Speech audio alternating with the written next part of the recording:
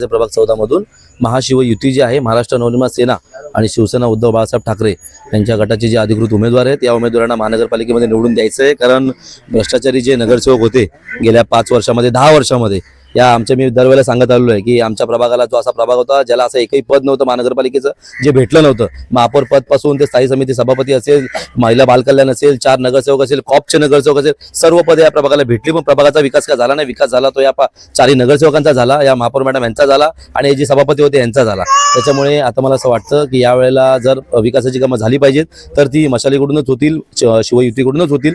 आणि त्यासाठी प्रभाग क्रमांक 14च्या नागरिकांना आमची कळकळीची विनंती आहे तुमच्या माध्यमातून की या कमळाला आता आपल्याला यावेळेला प्रभाग क्रमांक 14 मधून हद्दपार करायचंय। कारण गेली 15 वर्ष हे लोक आपल्याला फक्त विकासाच्या नावावरती खोटी आश्वासनं देत आलेली आहेत आणि ती तुमच्यासमोर उघड आहेत। आणि आम्ही तर त्यांना चॅलेंज सुद्धा केले की अशी तुमची कामं आम्ही अर्धवट दाखवतो, तुम्ही समोर या आणि ती कामं पूर्ण झाली म्हणून दाखवा। त्याच्यामुळे या लोकांना हद्दपार करा आणि आमचे जे शिवयुतीचे आमचे जे 4 उमेदवार आहेत त्या 4 उमेदवारांना 15 जानेवारीला मशाल या चिन्हावरती बटन दाबून भरघोस मताने विजयी करा, जेणेकरून ह्यांच्या विकासाची कामं जी करून घ्यायची असतील प्रभाग क्रमांक 14ची ती जबाबदारी महाराष्ट्र नवनिर्माण सेनेचे पदाधिकारी आणि शिवसेना उद्धव बाळासाहेब ठाकरेचे पदाधिकारी यांची जबाबदारी आम्ही जबाबदारी घेतो यांची की यांच्याकडून काय विकासाची कामं करून घ्यायची ते आम्ही करून घेतो। फक्त तुम्ही तुमची जी जबाबदारीचा एक हक्काचा दिवस आहे त्या दिवशी फक्त 15 जानेवारीला घरी झोपून न राहता किंवा हॉलिडे म्हणून समजून इकडे तिकडे फिरायला न जाता आपला हक्काचा जो दिवस आहे त्या दिवशी जावा आणि डोक्यामध्ये फक्त मशाल ठेवा आणि मशालीच्या चिन्हावरती बटन दाबून भरघोस मताने आमच्या मतदारांना विजयी करा। कसा प्रतिसाद मिळतो जनतेचा? शासनाचे जय महाराष्ट्र। गेली 2 दिवस आम्ही प्रचार करीत आहोत इथे काशीमीरा विभागामध्ये। खूप छान प्रतिसाद आहे, कारण जी गेले 3 टर्म्समध्ये ज्या नगरसेवकांनी माजी नगरसेवकांनी आणि गेल्या 3 वर्षामध्ये जी कामं झालेली नाहीत ती कामं लोकांच्या समोर आहेत। लोक आज सगळीकडे फिरतायत, सगळ्यांना दिसत आहे की कामं झालेली नाहीत, फक्त यांची स्वतःचीच घरं भरलेली आहेत। त्यामुळे आम्ही ज्या ज्या ठिकाणी जातो त्या त्या ठिकाणी ते बोलतात नाही यावेळी आम्ही परिवर्तन करणार आहोत आणि यावेळी आम्ही मशाल ह्या 4 उमेदवारांना भरघोस मताने निवडून देणार आहोत। तुम्ही निवडून आल्यानंतर प्रभागामध्ये काय बदल होईल? खूप चांगला प्रश्न विचारला तुम्ही। आता आपण ज्या ठिकाणी उभे आहोत या ठिकाणी खरोखर पाणी भरते, ज्यावेळी पाऊस येतो त्यावेळी पाणी भरते। हे पाणी भरण्याची समस्या सोडविण्यासाठी आम्ही आमचे वरिष्ठ या लोकांनी असा विचार केलेला आहे की एक संकल्पना अशी मांडलेली आहे की जे पाठीमागे नॅशनल पार्कच्या डोंगरातनं पाणी येते आणि ते सर्व इथे सकल भाग असल्यामुळे बाजूला नाला असल्यामुळे पाणी भरते। पण ह्या लोकांनी काय फक्त नाला RCC केलेला आहे, पण त्याच्यावरती उपाय योजना केलेली नाही। तर आमचं असं मत आहे, आमचे असं त्याच्यावरती एक उपाय आहे की पाठीमागून जो येणारा पावसाचं पाणी आहे ते मध्येच नॅशनल पार्कच्या ज्या बाउंड्रीवरती बंधारा घातण्यात यावा।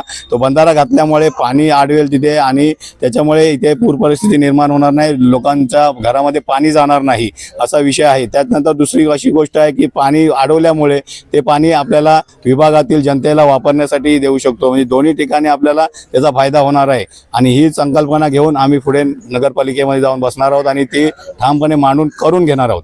BSUP मध्ये असलेले जे नागरिक आहेत गेल्या 14 वर्षापासून भटकत आहेत त्यांच्यासाठी काय उपाययोजना करणार? BSUPची जी योजना आहे ती खूपच रखडलेली योजना आहे। ज्यावेळी आम्ही ट्रान्झिट कॅम्पमध्ये जातो त्यावेळी बघतो त्यावेळी ते जे राहणार ते लोक जे राहतात ते लोकांची अशी अवस्था आहे की तिथे बाजूला भिंतीला आवाज जरी दिला तरी खूप म्हणजे त्रास होतो, अशी योजना आहे। तर BSUP मध्ये जे आहे ती लवकरात लवकर त्याची आमची ब्लूप्रिंट निघालेली आहे, त्याच्या माध्यमातून आम्ही लवकरात लवकर त्याच्यावरती चांगला उपाय करून आमच्या वरिष्ठ तसेच आमचे सर्व सहकारी यांच्यातर्फे आम्ही एक चांगली उपाययोजना करून व्यवस्थापन करून आम्ही त्याच्यावरती लोकांचा त्रासमुक्त करण्याचा प्रयत्न करू।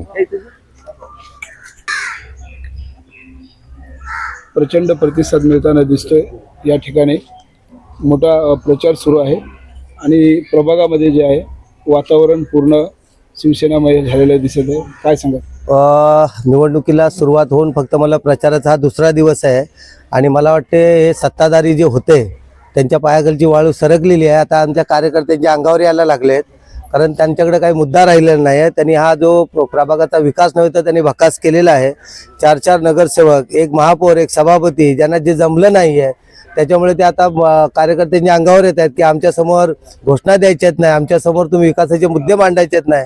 त्याच्यामुळे हा विजय किंवा हा जो प्रतिसाद तो आम्हाला दिसतोय. त्याच्यामुळे त्यांना आम्हाला सूचना आहे की तुम्ही जे केलेल्या मुद्द्यावरती तुम्ही रस्त्यावरती या आणि आमच्या अंगावरती आला तर त्या 8 दिवसात तुम्हाला शिंगावर घेतल्याशिवाय राहणार नाही, ही माझी चेतावणी आहे. एवढंच सांगेन.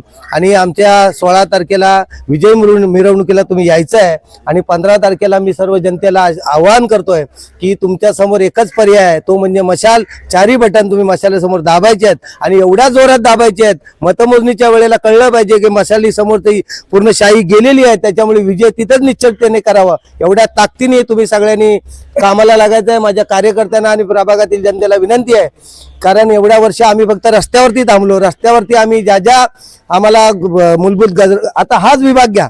या ग्रीन विलेज कॉम्प्लेक्स मध्ये आपण दत्त मंदिराच्या बाजूला आहोत, समोर उभे आहोत आणि प्रत्येक वर्षी या कॉम्प्लेक्स मध्ये पाणी भरतो. एक तळमाजरा पूर्ण पाण्याखाली जातो. मग या 15 या 25 वर्षात त्यांनी केलं काय, याचं उत्तर तुम्हाला या 8 दिवसात द्यायचं आहे.